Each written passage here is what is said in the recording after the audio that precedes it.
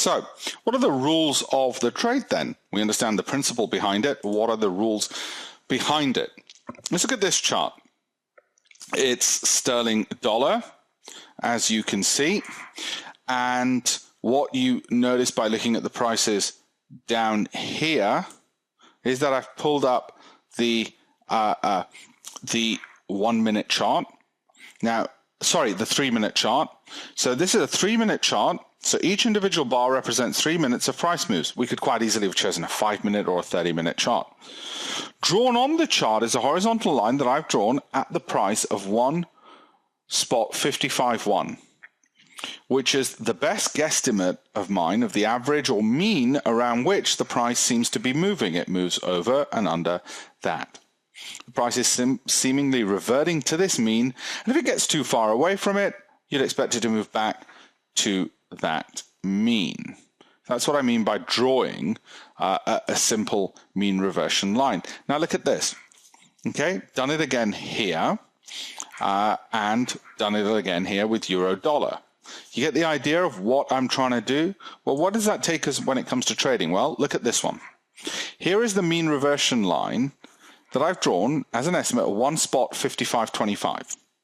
Our entry is at point A at 155. Why did I pick point A? Because I really felt, looking at where the trades had gone previously, that was such a good overshoot that it was likely to revert back to the mean. At point B, that's the worst this price reached whilst we're in the trade. And point C is where we get out at 155.25. So at point A, we went long because we thought, right, it's going to revert back to the mean. Point B was our worst case scenario where we dropped quite a bit. And I'll come to win-loss ratios and stop losses momentarily. Now, if you tend to be a day trader sitting in front of the computer, then 3 minute or 5 minute chart will be more than adequate. Equally, you're going to see in subsequent lectures how you don't even need to be sitting in front of the computer all day. You just place orders to get you in and out. Now, the first thing is we choose a mean reversion line. We need sufficient data points upon which to form a mean around which the price oscillates. Only then can we choose a mean reversion line. In figure 4.6, we have marked where we believe, and I call that 4.6, this image here, where we believe the mean is using a horizontal line.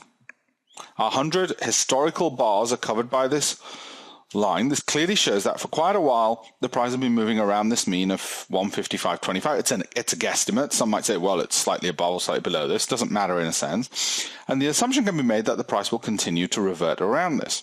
This can be done by eye as an estimate when you look at the chart, which is how most day traders would do it. Now, the next question then is, at which price do we trigger a trade? Going back to this figure, let's consider point A. That represents a point where the price had moved to far from its mean and will revert back to it. We could have picked this point using complicated statistical measures such as standard deviations, but let's just keep it simple. The entry I chose is 1 spot 55 because it looks like a level which the price tends not to reach frequently. It's far from the mean and so likely to result in a good opportunity to make profit as it reverts back to the mean. It's not so far from the mean that's part of a whole new trend. If the price is at a round number like 1 spot 55, then most likely we will see some support or resistance around that point anyway. So to recap, the entry is 1 spot 55 and the mean reversion line is 155.25. We're looking to exit when the price gets back to the mean reversion line at around point C. Okay, so how much can I make from this trade? Well, if I made $1 for every point from entry to exit at the mean reversion line, then I'd make $25. Of course, you can trade multiples of that, and most would. For some, it won't be $25. They'll have made $2,500. For others, $25,000. Depending on how much trading capital we have. Now, we'll deal with that in a second.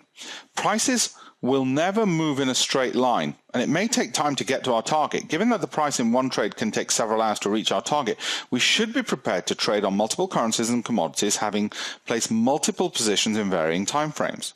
This diversifies risk, assuming that they're not all the same time frame of 3 minutes and all US dollar trades. Even then, you'd want to be non-correlated, i.e. your trades should not all be moving in tandem or in lockstep, which will prevent you from exposing your capital to single large risks. So we might look at euro dollar and Australian dollar New Zealand dollar, for instance. Okay? Now,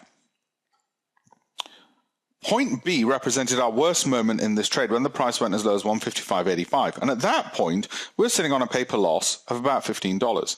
How did we know not to exit at that point? Or put another way, what is our stop loss? The point at which we exit with a loss?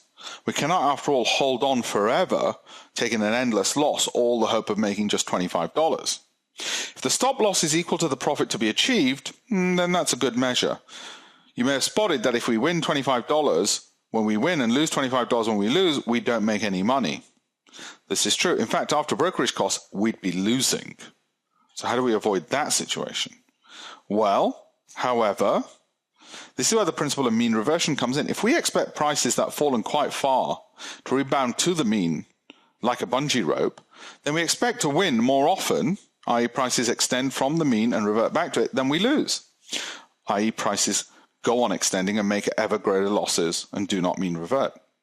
So imagine we were therefore expecting to be right and the price reverts back to mean 6 times out of 10 and wrong 4 times out of 10, then our results would look like this. Profits are 6 times 25, $150. Losses are 4 times 25, $100. Overall profits per 10 trades, $50. All multiples thereof. Most likely $500 or $5,000 for every 10 trades. And one other thing on this point. Another thing you may consider is entering closer to the mean reversion line and putting your stop loss a lot further out. The answer is that you could do this as long as the number of winning trades times the profit per winning trade is greater than the number of losing trades times the number of losing trades. So imagine you entered if the loss moved $10 away, if the price, moved $10 away from the mean reversion line and your stop loss was $100 away. That is, if you suffered a $100 loss, you would exit. This is fine as long as you had 10 winning trades for every losing trade. Okay? That's how it works. What's my secret weapon of accuracy? How do I do mean reversion? And you can see here, I've drawn an arrow to show where I went short and where I exited. 140 pips, 6 days, that's 2,400 pounds. This was a pound trade in profit, which is roughly 4,000 US dollars over 6 days, capturing that. I not only saw the price move, and by the way, the mean here is not just a straight line. I've used a moving average, which I've picked, which I felt has been more accurate, and I've traded it so that it overshoots, not just undershoots. So it's gone to the mean. I didn't exit it once it had gone to the mean. I waited for it to go well beyond and overshoot at this. And what these red lines do is tell me where the price is moving well beyond the mean reversion. Okay, I'll come more to those technical indicators in a second. But you get the principle. Overextended, and then on this occasion got out at the mean. 5 hours, 33 pips, $3,300 in profit there. There's a pullback to mean. Here it overextended. So the question you want to ask is, well, what's this indicator? Okay, which I'll tell you in a second. And it moved back to the mean. Fine, 13 pips, $50 a pip, $650 in 2 hours. Why do I like it? Well, first of all, you get quick wins. Because look, 99 pips in a day, that's 1,960 pounds. This is in pounds. That's roughly 3,000 US dollars. It overextended, and this is the mean, which is a moving average of the price that I take, and then it overextended to this end. So I entered here, exited here, and you can see the timelines over there. The other reason it's my favorite type of trading, as I said, quick wins, is its simplicity. 41 pips, 2 hours, $4,110. Had overextended, went back to the mean, equally simple other trade, 15 pips, 5 hours, $2,500. You can see lots of examples of how the mean reversion works in reality, how it works in reality. Quick wins are the reason that I really like it. Of course, the next thing we need to know is, what do all these things mean? Well, I use a simple moving average, and a 15-period moving average, which most pieces of software will give you, is fine. These boundaries that I use are the average true range. What is that? Well, the average true range is the price moving, and in my case, I look at 2 times or 3 times the average true range, moving 2 times the average it tends to move each day. So I look at where the price is and say, from the average, the mean, if ever it reaches 2 or 3 times above that.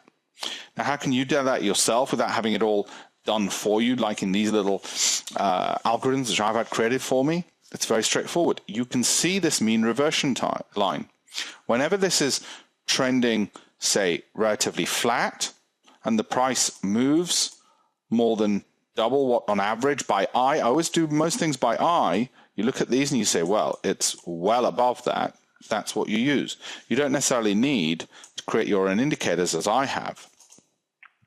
The whole point with this is, when you start thinking this way and you just draw the moving average, you look at the price move deeply beyond it. It doesn't have to be by the right minuscule point. A lot of people say, oh, no.